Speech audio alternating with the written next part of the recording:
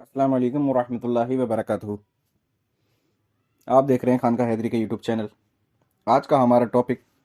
جو ہے وہ بہت ہی زیادہ ضروری اور بہت ہی زیادہ جو لوگ اس سے غفلت میں رہتے ہیں ان کے لیے ہے،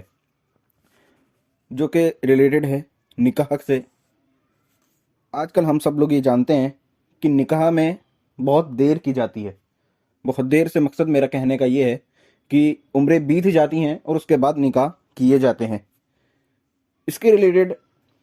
قرآن میں، احادیث میں اور دین اسلام کے اندر کیا بات بتائی گئی ہے، ہمیں اس کے اوپر عمل پیرا ہونا چاہیے، نہ کہ اپنی سوچ کو جو ہے زیادہ اس کے اوپر ترجیح دینی چاہیے۔ جب ہم قرآن و احادیث کا مطالعہ کرتے ہیں تو بہت سی ایسی باتیں سمجھ میں آتی ہیں جو کہ نکاح کی صحیح عمر کو بھی بتا دیتی ہیں۔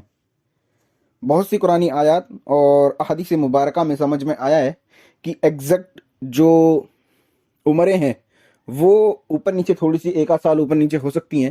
لیکن سب کا جو نچوڑ ہے وہ نکاح کو جلدی کرنے، یعنی کہ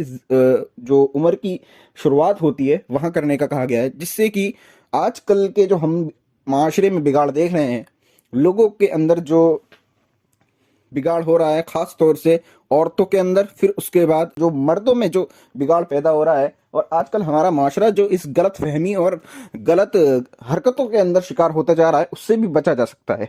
نکاح پہلے کر دینے سے بہت سے ایسے معاملات ہیں جو کہ حرام ہونے سے بچ جاتے ہیں اور اس کا حلال طریقہ دستیاب ہو جاتا ہے، جس سے کہ ہماری نسلیں بھی آباد رہتی ہیں، برکت رہتی ہے۔ اور خاص طور سے ایسی ہی نکاح جو ہے وہ بھی بیان کیا گیا ہے اس بات کے لیے کہ اللہ تبارک و تعالیٰ چاہے تو آپ کو نکاح کرنے کی بدولت اگر آپ تنگ دست ہیں تو غنی کر سکتا ہے۔ بہت سی آیات مبارکہ بھی ہیں اور بہت سی احادیث مبارکہ بھی ہیں۔ آیت مبارکہ اگر دیکھی جائے سورۃ الاعراف کی آیت نمبر 189، اللہ تبارک و تعالیٰ فرماتا ہے کہ وہ ذات جس نے تمہیں ایک جان سے پیدا کیا اور پھر اس سے اس کی بیوی بنائی تاکہ وہ اس سے فطری سکون حاصل کرے۔ یعنی کہ یہاں پہ بھی نکاح کرنے کی تلقین فرمائی گئی کہ بیوی کو پیدا ہی اس لیے کیا گیا کہ وہ فطری سکون حاصل کر سکے۔ پھر اس کے بعد دوسری آیت مبارکہ بھی موجود ہے جو کہ سورۃ النور کی آیت نمبر 132 ہے، 132۔ اس کے اندر اللہ تبارک و تعالیٰ فرماتا ہے کہ اپنے بے نکاح مردوں اور عورتوں کا نکاح کر دو اور اپنے باصلاحیت غلاموں اور لونڈیوں کا بھی۔ اس کے اندر بھی نکاح کی جو ہے ترغیب فرمائی گئی ہے۔ اور جب ہم اسی بات کو احادیث مبارکہ کی نظر سے دیکھتے ہیں تو اس میں بھی ہمیں بہت سی رہنمائی حاصل ہوتی ہے کہ حضرت عبداللہ بن مسعود رضی اللہ تعالیٰ عنہ سے روایت ہے کہ رسول کریم صلی اللہ علیہ وسلم نے ارشاد فرمایا کہ اے نوجوانوں کے گروہ، تم میں سے جو نکاح کی قوت رکھتا ہو اسے شادی کر لینی چاہیے، کیونکہ یہ آنکھوں کو نیچا رکھنے اور شرمگاہ کی حفاظت کرنے میں زیادہ اہمیت کی حامل ہے، اور جو نکاح کی قوت نہ رکھتا ہو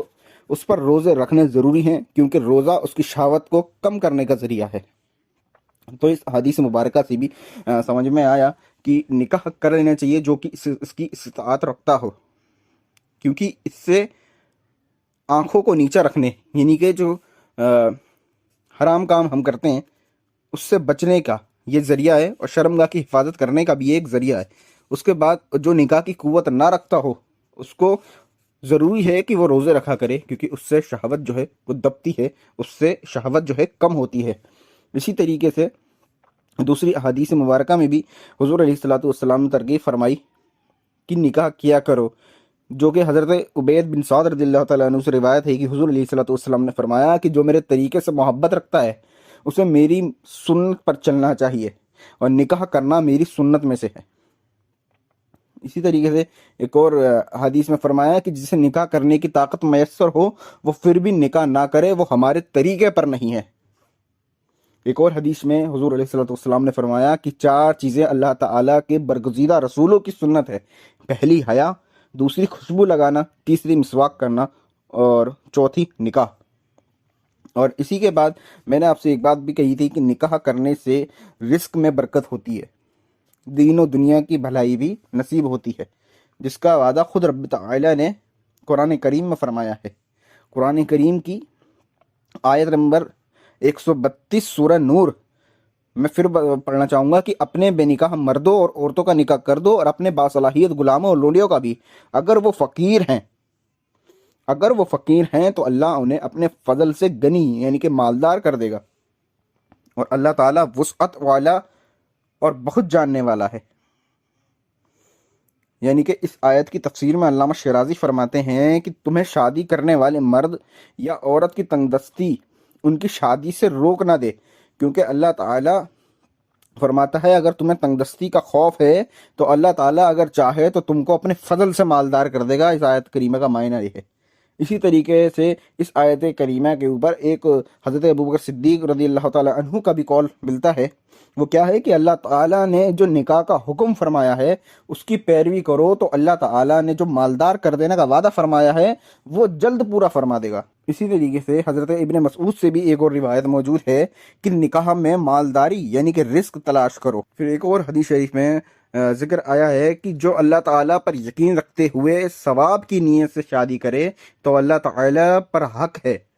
کہ اس کی ہر طرح سے مدد کرے اور اس شادی میں برکت عطا فرمائے۔ اسی طریقے سے ایک قول میں آپ کے سامنے پیش کرتا ہوں جو کہ حضرت امام عبد الوہاب شعرانی رحمۃ اللہ تعالیٰ علیہ کا ہے۔ آپ فرماتے ہیں کہ اگرچہ آپ بزرگی کے اعلیٰ مقام پر ہی کیوں نہ فائز ہوں لیکن کنواری زندگی ہرگز اختیار نہ کریں۔ آپ فرماتے ہیں کیونکہ جو شادی نہیں کرتا اس کی عبادت بالکل ناقص ہو جاتی ہے۔ بعض دفعہ ایسا ہوتا ہے کہ نماز بھی پڑھ رہے ہوتے ہیں اور ان کی شہوت ہے وہ بھی بیدار رہتی ہے۔ ایک اور قول حضرت شیخ شہاب الدین سہروردی رحمۃ اللہ تعالیٰ علیہ کا موجود ہے کہ غیر شادی شدہ کی زندگی میں کبھی ایسا بھی ہوتا ہے کہ جنسی جو جذبات ہے اس کی آگ اس کے علم کے نور کو جلا دیتی ہے۔ تو اللہ تبارک و تعالیٰ ہمیں ایسی چیزوں سے بچائے اور جلد نکاح کرنے کی جو ترغیب قرآن و حدیث کے اندر ہمیں بتائی گئی ہے اسے عمل کرنے کی توفیق عطا فرمائے، اور ہم لوگ ایسے عمل اگر کرنے لگے تو حضور علیہ الصلوۃ والسلام اور احادیث مبارکہ اور قرآن کریم پر عمل کرنے کی وجہ سے اللہ تبارک و تعالیٰ مسلمانوں کو جو ہے عزت عطا فرمائے گا، ان کو غنی عطا فرمائے گا اور ان کی مدد بھی عطا فرمائے گا۔ السلام علیکم ورحمۃ اللہ وبرکاتہ۔